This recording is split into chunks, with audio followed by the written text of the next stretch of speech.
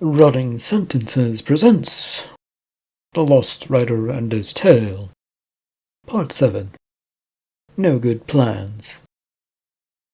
Escape is very unlikely for Victor, so he waits for his doom and discovery. This story was written and narrated by Michael Hunray. It is a work of fiction, so any names, characters, businesses, events, and situations within this story are products of the author's imagination. Any resemblance to real people, situations, characters, businesses, events, and or fictional businesses, characters, events, and so on is purely coincidental. Copyright 2025, Michael Hunray, all rights reserved.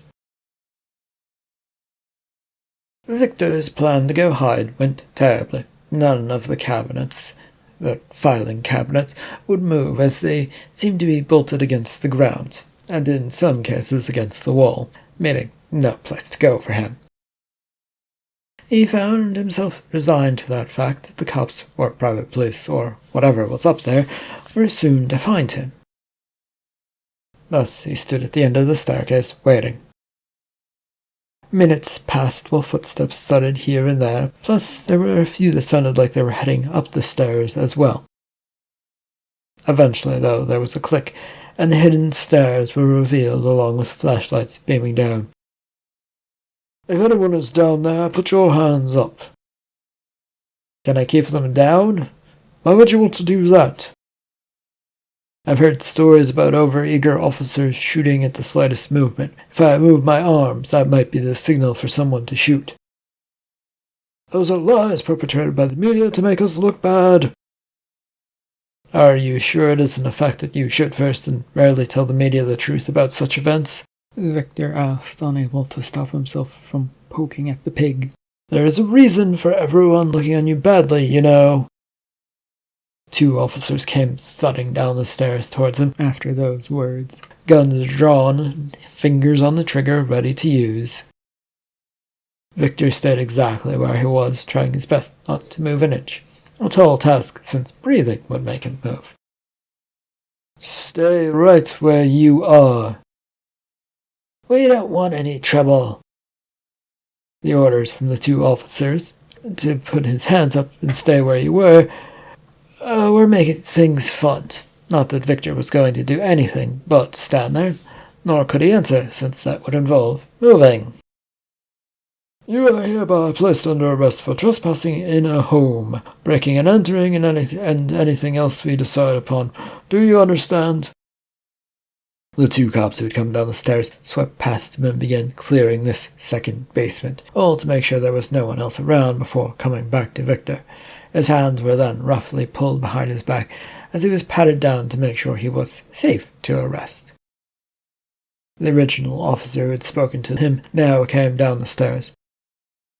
Is there anyone else here? No, it is just me, all alone by myself, forced to be here and told I had to search this place. Now, trussed up in cuffs, this officer came to a stop in front of him. You have a right to remain silent, though it will do you no good since you're already talking. We will take you down to the station in a moment. Do you have anything else to say for yourself? Victor, though, shook his head no. So the two cops that had arrested him began the process of pulling him out of the house. Brought out to the cop car and then, at high speed, taken to the station, Victor soon found himself in an interrogation room. It looked like a place one would see on a movie or a TV show, as it was plain as plain could be. Across from him was Detective Mark and Peter, both with cups of coffee and hard stares looking at him. Care to explain why you were at the residence of Mr. Stevens Dawn?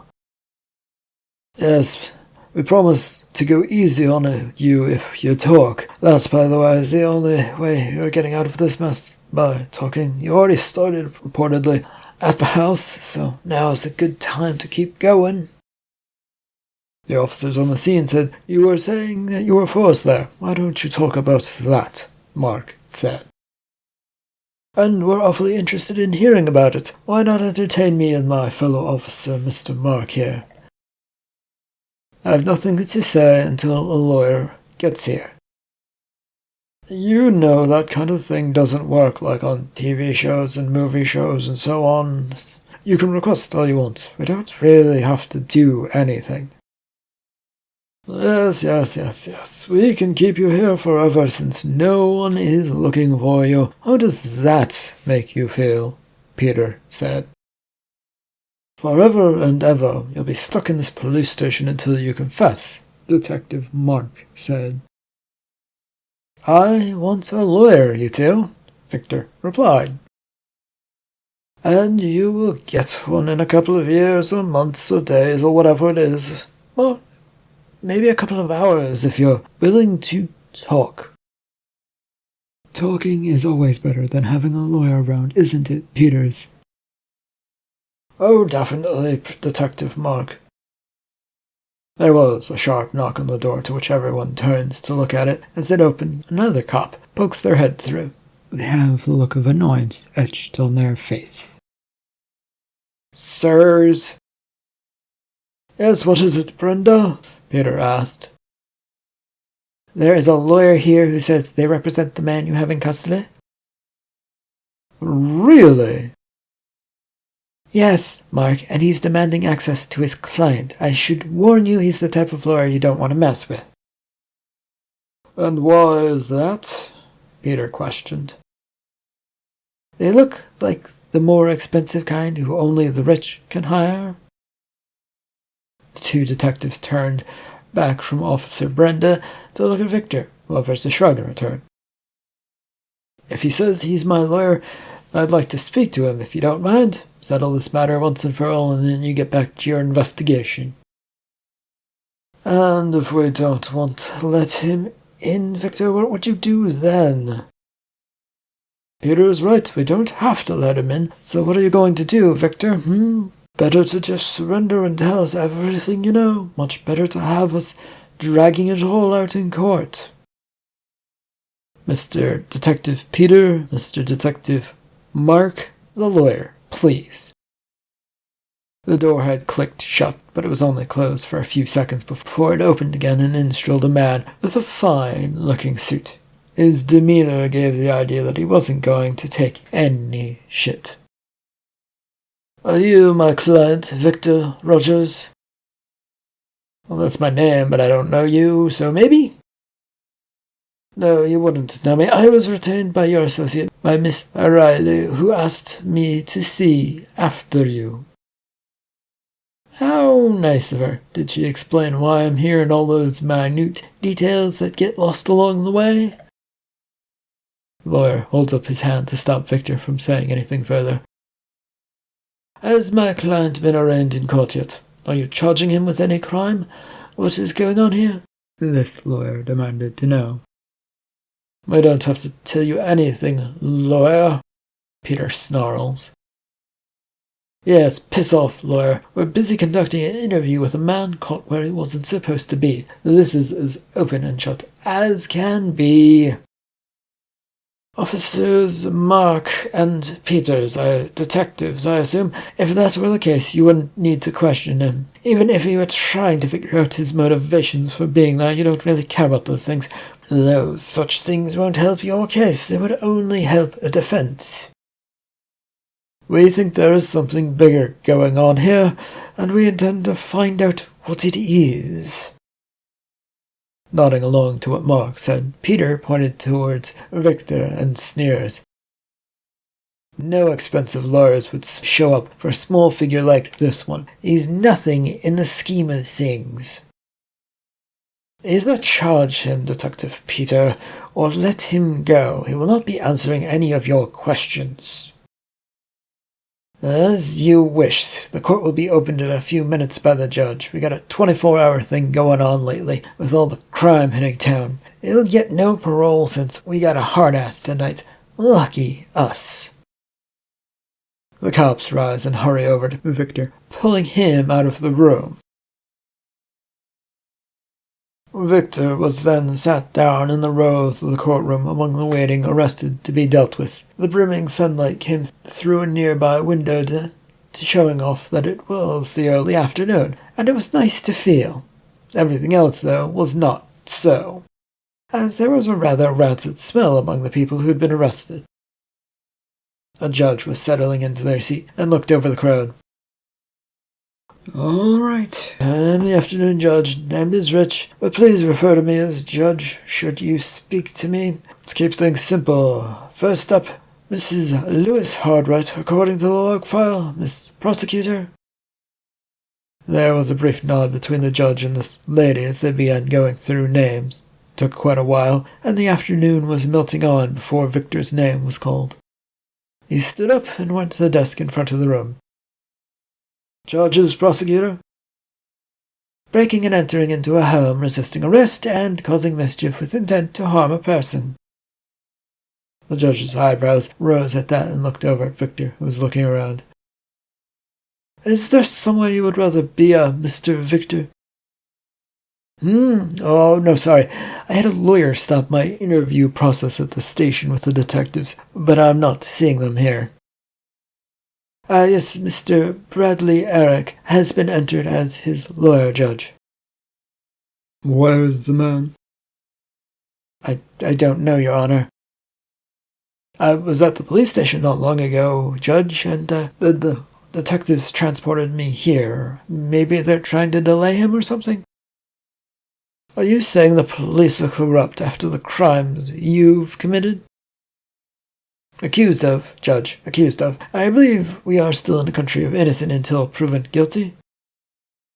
There was a mighty scowl from the judge, who glowers towards both the prosecutor and Victor.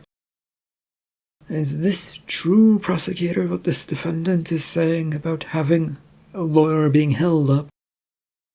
"I have no knowledge one way or another. The detectives that brought me here could tell you more, Mr. Mark and Mr. Peter. That's all they gave me, though." "Can one of my workers go fetch them, please?" There was an uncomfortable silence, with a few feet shuffling about to get out of the courtroom. A few minutes passed, with files being looked over by both the prosecutor and the judge, until the doors opened, and in steamed both detectives, followed by the lawyer, Bradley. "Why have we been summoned? Is there a miscreant causing you trouble, Your Honor?" "Your Honor, I apologize for my delay in representing my client, who I see standing up there, but these officers refused to let me to come to court, especially this Mr. Peter who was just speaking." "How did they do that, Mr. Bradley?" "By refusing me entrance to the court itself. They kept blocking it, Your Honor." "Oh, boy, what do you have to say for yourselves, detectives?"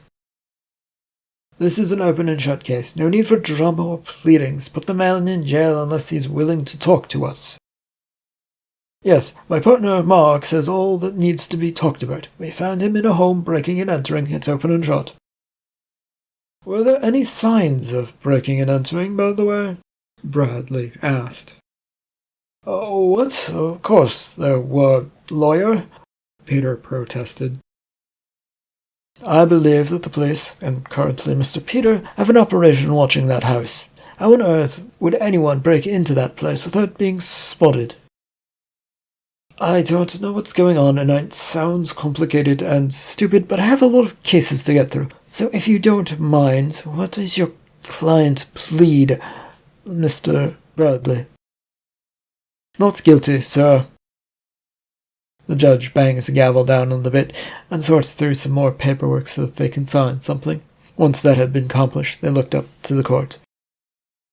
"Well, and since he has a lawyer, he'll be released with the anticipation of showing up for the next court date. I am getting conflicting information from these detectives and this lawyer, all saying their own thing. It needs to be sorted out between your parties.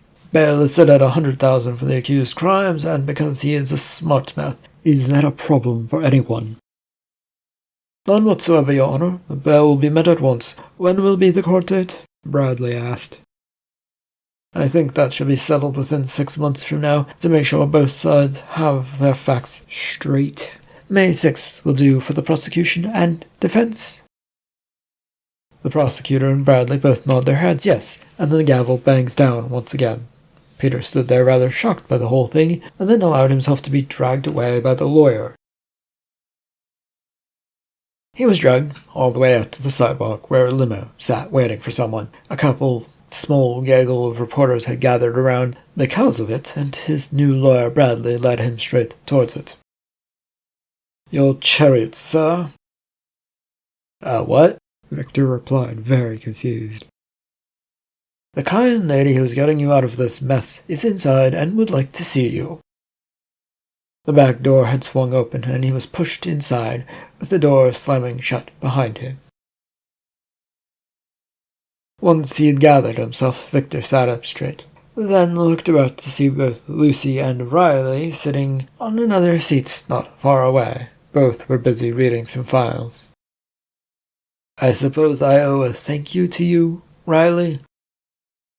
"Yes, you do, but consider it already paid." "Okay. Why?" "The cops gave up on watching the house when the call came in for the burglaries going on. Honestly, I'm surprised you didn't manage to trip that alarm, either." "How does that settle my debt?" Victor asked, really wanting to leave, but too afraid to try. "It allowed us to get in and get these files.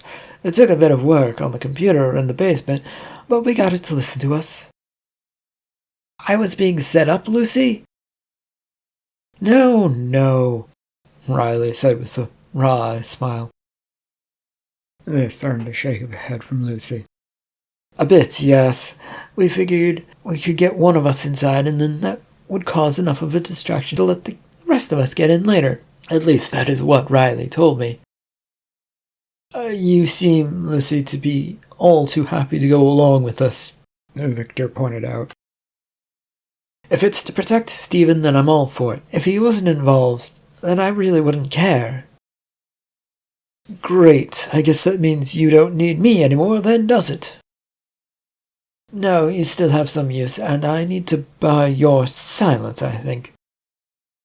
Consider it bought already, Riley? No one would believe me if I wrote this story down on paper or said it out loud."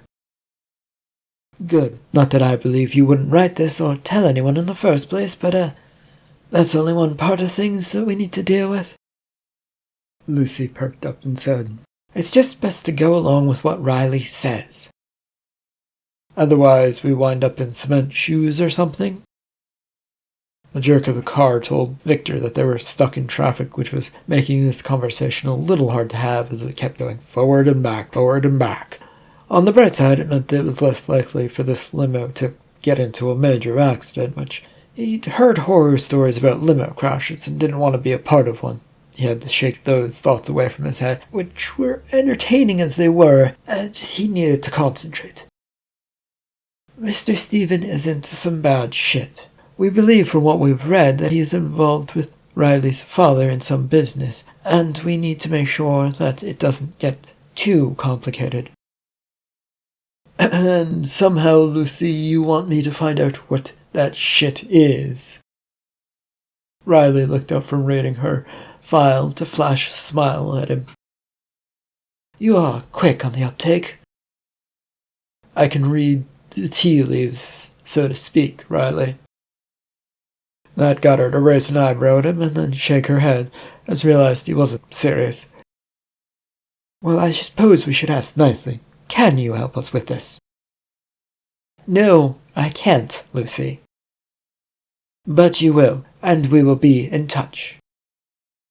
Riley hit a button on some sort of remote beside her, and the car then slowed, although it wasn't going very fast and far, and stopped completely.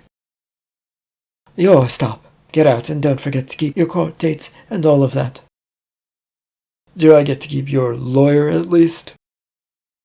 "For now, and if you keep working with us, yes. I can't have my worker in jail, now can I?" "You can have your worker in jail when they run out of usefulness." Don't run out of any of that, should you? Easy peasy." With a stern finger, Riley points out the door, not wanting to hear anything further out of him.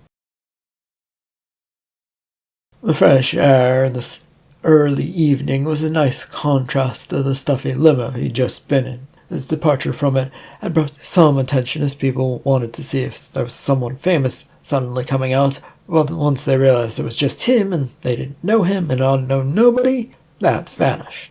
Victor checked his pockets and realized he had been given back his wallet and keys, which had been stuffed away, but since he didn't have much money, it wasn't going to do him any good. There was a restaurant not far from him, which looked good, and his stomach grumbled in response as he got his bearings. It was downtown in a city he avoided for a long time, and almost an hour away from his home by car. That would not make things easy, and he was terribly, terribly hungry. That is a man I haven't seen in quite some time, and here he is just popping up near my door. The familiar voice came from his right, and he looked to see a woman sauntering her way up to him. He didn't actually recognize her, though, so what was she talking about? And was she talking to him? Are you talking to me? I am, indeed. Oh, apologies then. I don't know you, and I think you're mistaken. Victor Rogers? A writer of fiction? I know you, but you don't know me. Yes, as we established that last part. How do you know I'm a writer? I've never published my photo with any of my works. Let's say I'm a friend of the family. Victor felt his face and mood darken at the mention of those people. It was apparently cursed to have them following him around despite trying to lose him, and having that sneak up to him when he least needed them. My family? Well, it certainly isn't mine, and I don't know who else you would know, but you do seem to be a bit of a loner. Then you can fuck off right now, lady. Naughty, naughty, she replied with a giant smirk of a grin. Whatever. Go away, ma'am. I have to get home, and I don't have time to deal with you. Well, I could give you a ride back to your apartment, or I can drive there and wait for you to show up. Which will it be? Neither. Why would I agree to that when I've only just met you and know nothing about you, let alone your name? You're a madwoman as far as I'm concerned. Go away and never come back. She steps into his path as he moves to walk away. The name is Catherine, although everyone calls me Cat. I know your parents very well, and know you fairly well as well. I'm rather disappointed that you don't remember me.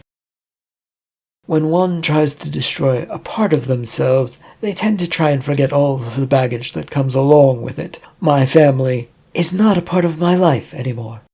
Victor found himself growling. I was your fiancé for a while, let me put it that way. With narrowed eyes, he looked her up and down, trying to get a feel to see if she was actually someone he recognized. And the answer was no, but he had heard stuff about his parents and fiancés and other plans on occasion. But this was also a sort of scheme to go after him, so maybe something was up. You're saying I have a fiancé that I was not remotely aware of? Your parents set things up with my parents. Didn't they tell you about it? We met several times as children. No, I don't remember any of that, so it doesn't matter, does it? Victor said, trying to dismiss this situation. Well, I think it matters a lot, and I was hurt by your sudden disappearance. She looked hurt, with a sad expression on her face, and it almost looked like she was ready to cry, but wasn't quite there yet. To Victor, there was a sort of air of fakeness about the whole thing, so he sneered at her. You're a liar. I am not. Great. Keep thinking you're not, lady. It doesn't matter to me. For the love of God, leave me alone. Why? Trouble finds me, and the police are probably very carefully watching me. If you're really in touch with my parents, you would know that's a bad thing. She stepped in his way again as he tried to move around, with a slightly lopsided grin on her face. Didn't you hear? About my parents? No, and for the betterment of all things, I doubt I want to know. They've done nothing for me, and can never do anything for me. They're greedy fucks who want to use me for whatever scheme they have next. They're on the straight and narrow now. Victor felt like every muscle in his being snapped taut. There was no way that could happen, not in a million years. It would be some sort of scheme, plan, devious concoction of an idea that would lead to trouble. I doubt that. You would, but I can show you, Cat cheerfully declared. Are you telling me that they, my parents, are in town and are in this area? Because if they are, the cops I told you about previously won't be happy when they learn about that. Oh, there's no worries on that front. They're free from all of the charges that they've had placed against them. Why do I not believe that at all, Miss Cat? How deeply are you wrapped around their fingers that you believe anything they say? I do everything with a free will. Thank you. He regarded her with hesitation. It could be true, or it could just be another lie planted by his family. The problem was there was only one way to find out which it was. And did he care enough to find out, or should he just simply steer clear? His mind was not having any fun trying to figure out this quandary. And you can tell yourself all the lies you want to feel good about this. Well, my parents are playing you. How can you say that when you barely know them anymore? Because they told you I was your fiancé, and that we'd met before.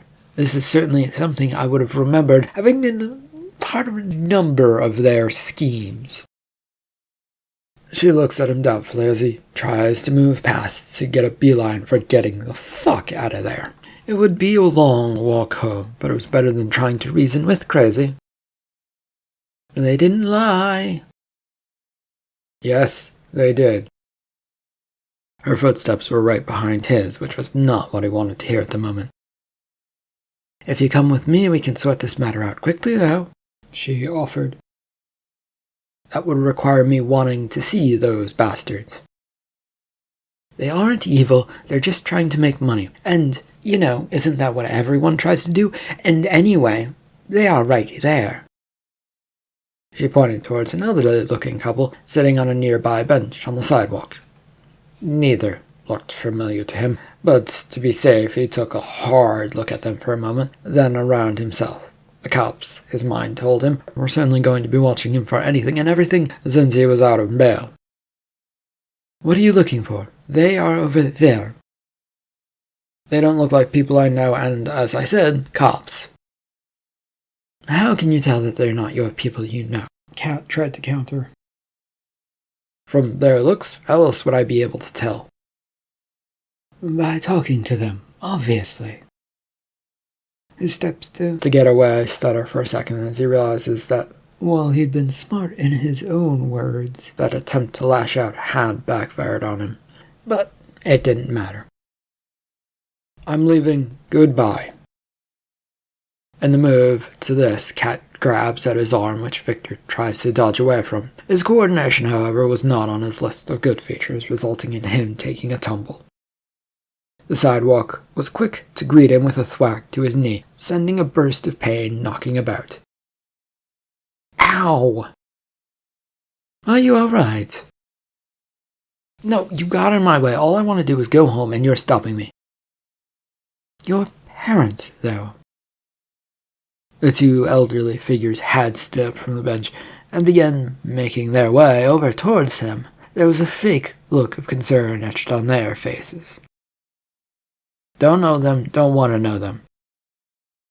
He got to his feet in a hurry, which made the pain in his knee spark up again. Victor wasn't about to let that stop him from getting away. Oh, it is who we think it is, dear.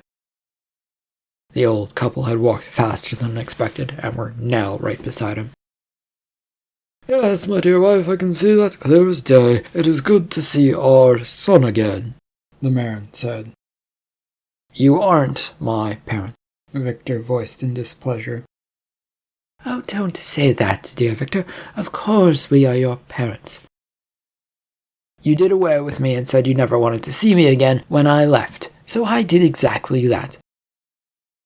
Oh, that is a small matter, son, and has been handled to keep you safe, that is all. No, I doubt that. Oh, and by the way, the cops are watching me, so you might want to get away from me while you still can, Victor said, trying to control his voice as best he could. Why would they be doing that, dear? Well, fake mom, they caught me breaking into a home that wasn't mine, okay? So they don't like that I'm out on bail and will watch everything I do. That isn't a concern of ours, not anymore, his fake dad said. See, I told you, Cat added. And we need to have a chat, son, his fake mother said. The look of concern on her face felt real and fake and just so fucking confusing to him. No, we really don't need to have one. I want nothing to do with you losers. You nearly ruined my life and I'm in a bad position now because I had you as my parents. That is unfair, son. We did the best we could. By scamming people out of money, fake dad, and then spending little of it on your plethora of children, I'm surprised you managed to stay out of the focus of childcare services. Really, son, that is enough of your backtalk. We won't stand for it, his fake mom demanded. Good, don't. What do I care if you do? Go away and never return to my life. Seriously, go. Find some other child of yours to bother that you had plenty of. We can't, his supposed father said. Some bad things have happened, and that is why we can't. Please understand, dear. I'm leaving, fake mom and dad. Whatever you did, you did. Live with it because I'm not here to help you do that. With a slight limp, Victor began walking away. There was footsteps keeping pace with him, but not fully trying to catch up.